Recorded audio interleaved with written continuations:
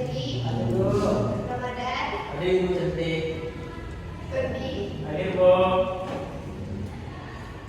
Sebelum kita memulai pembelajaran, alangkah baiknya kita membukanya dengan berdoa bersama. Siapa dari anak-anak ibu yang ingin memimpin doa? Ada Ibu. Ya, kepada Ramadan disilakan. Istai. Berdoa mulai. Bismillahirrahmanirrahim.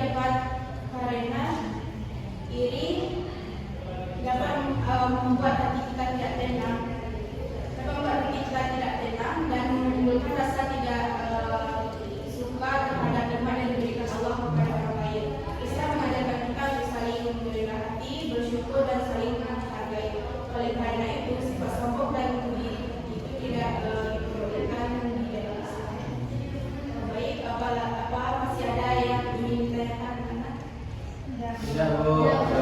Selanjutnya Bapak minta masing-masing kelompok dari anak-anak untuk mempresentasikan hasil diskusinya kepada teman-teman semua. Baiklah. Baik, Pak. Baiklah, kepada masing-masing kelompok dipersilakan. Baik, Pak. Untuk berapa Kelompok 2, Pak. kepada kelompok dua dipersilakan. Pertanyaannya, apa jika kita menerapkan akhlak yang baik dan menjauhi akhlak tercela dalam kehidupan sehari-hari? Kalau kita menerapkan akhlak yang baik dalam kehidupan sehari-hari itu, Pak, orang yang di sekitar kita bakalan senang sama kita. Banyak tuh, kalau di sekolah banyak teman. Nah, kalau kita menjauhi akhlak tercela, itu manfaatnya ke diri kita sendiri. Hati kita jadi tenang, tidak iri terhadap sesama teman, dan kita senang ketika melihat teman kita senang. Itu, Pak. Baik, terima kasih. Siapa Pak? Namanya Ramadan, Pak. Terima kasih kepada Ramadan. Dari Agus dulu. Baik, selanjutnya kelompok berapa? Kelompok pertama, Kak. Baik, pada kelompok pertama dipersilakan.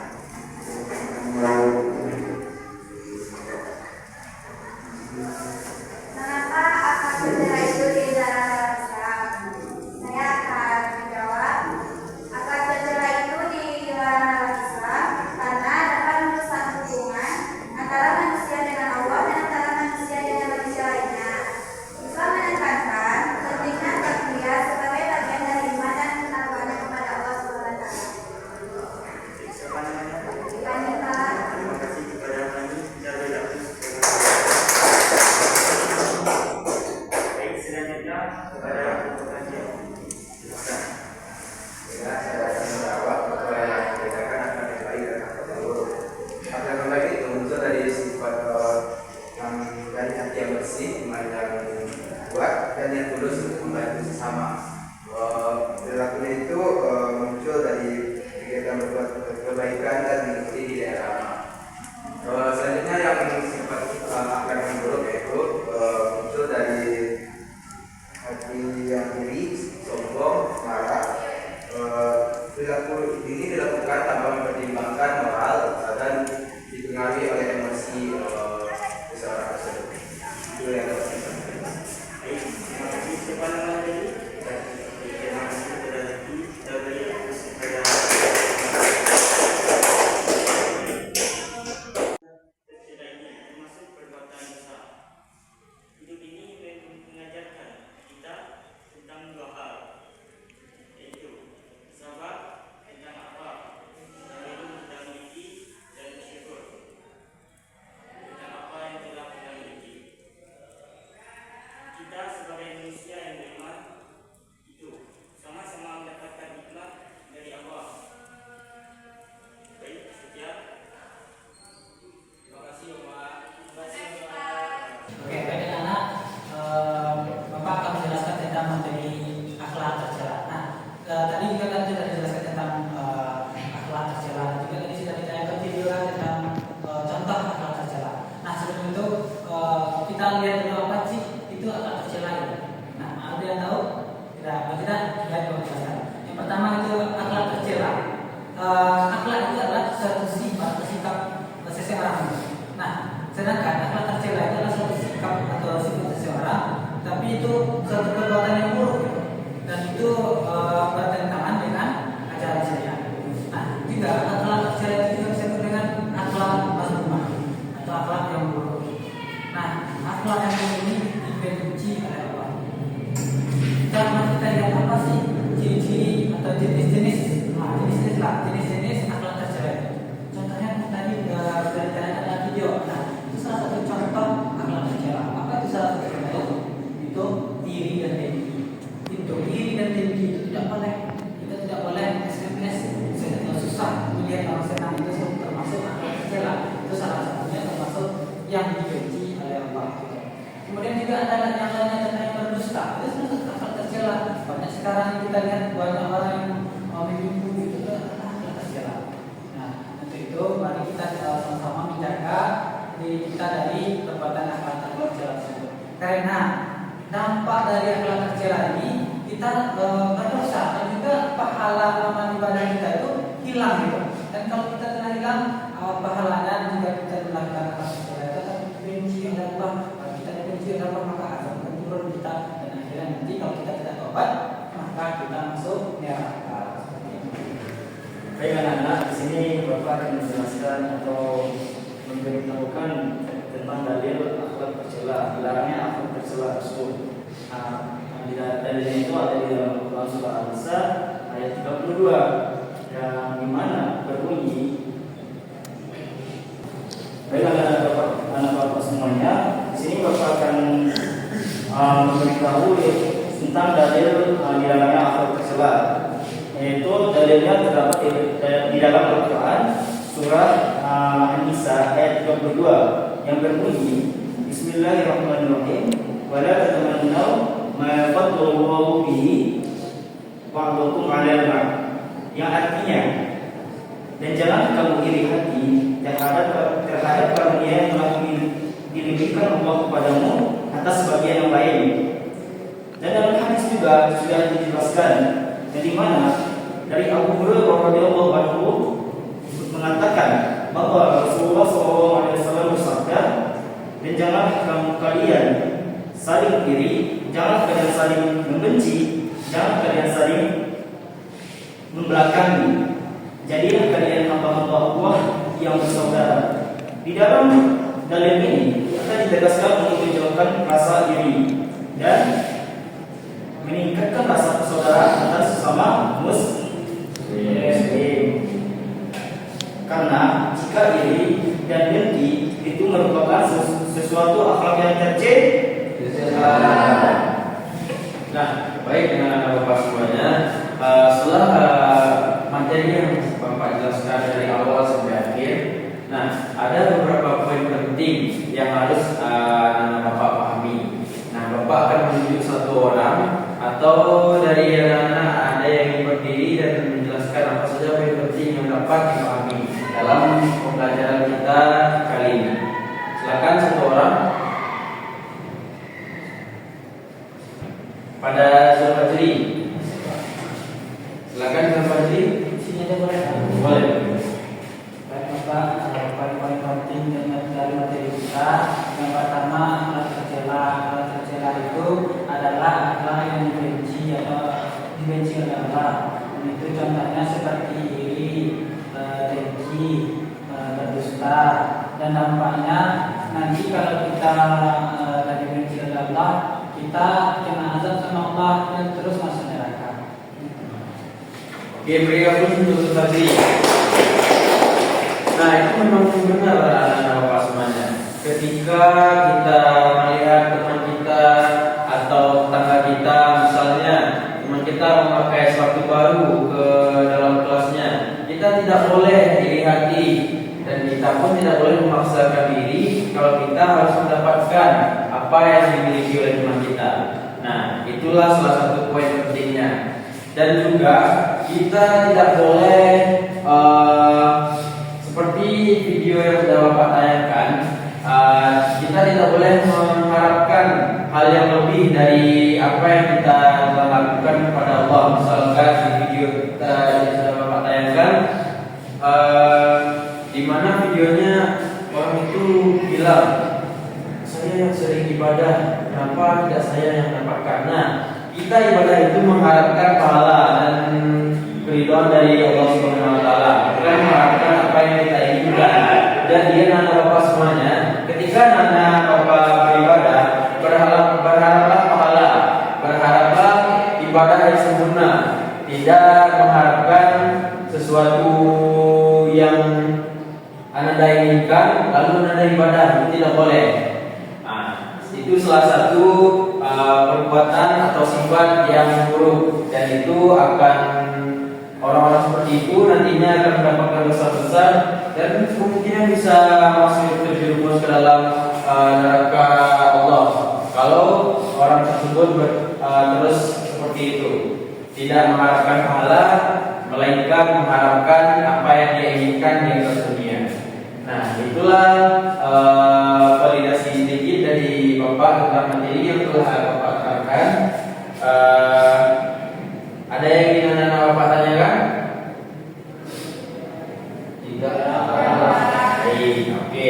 cukupkan sampai di sini. Mungkin karena waktu kita tinggal beberapa menit lagi. Masih semangat semuanya anak-anak? Masih, Bapak.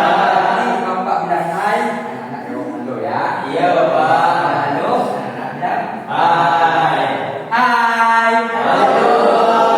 Halo. Hai. Halo, halo, hai. Hai, hai, halo. Hai. Kita kembali. Nah, apakah anak Bapak? Bapak rencana mau ngasih tugas.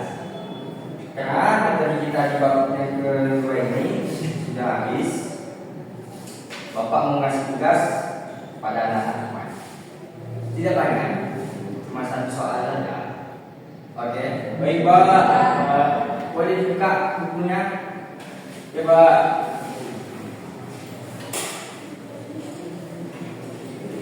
Cepat, satu, dua.